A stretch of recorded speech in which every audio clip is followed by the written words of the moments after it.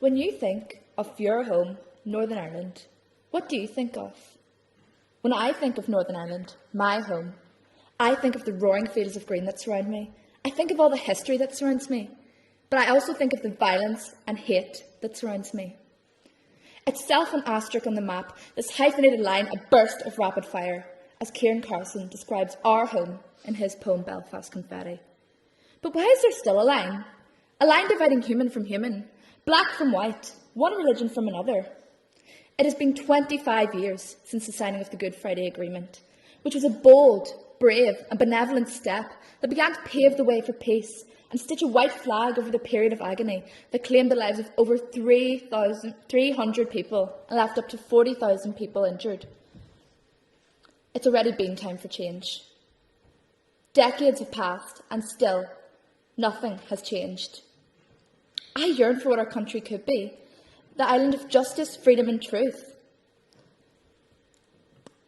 Growing up in Omagh means I have lived through the violence, and I have lived through the cries for justice of the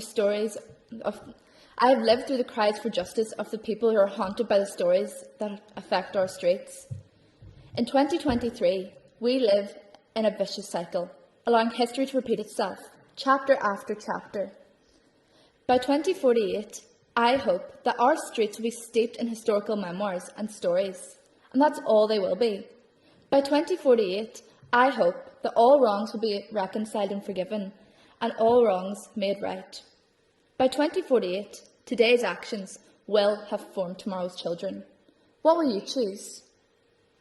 The heart of Northern Ireland is pulsing with culture, from languages to dancing, from literature to sports, from music to drama. When all of these gifts could unite us together in harmony, we allow them to divide us.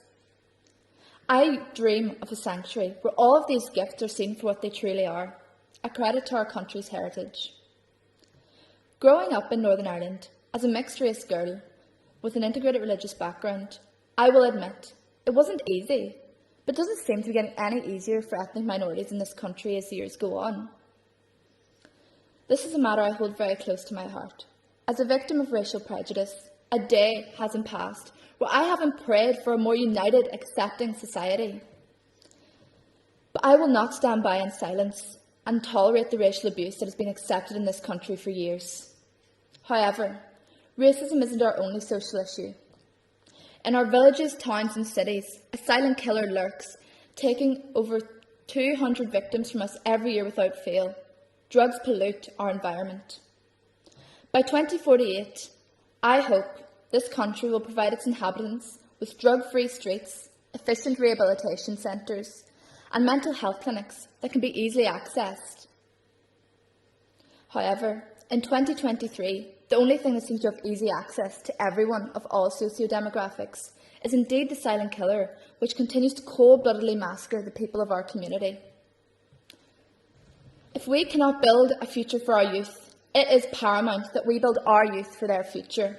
My generation are already suffering the consequences.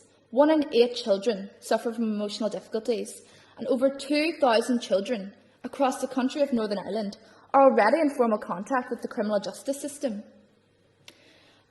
This country needs to provide us with hope and opportunity, which will only be possible through consistent communication and understanding. Communication and understanding between the people and the strong government body, which we are clearly lacking, and communication between everyone from all walks of life. I hope that we can move into 2048 with a fearless, united voice to pave the way for Northern Ireland's destiny. So let's talk. It's already been time for change.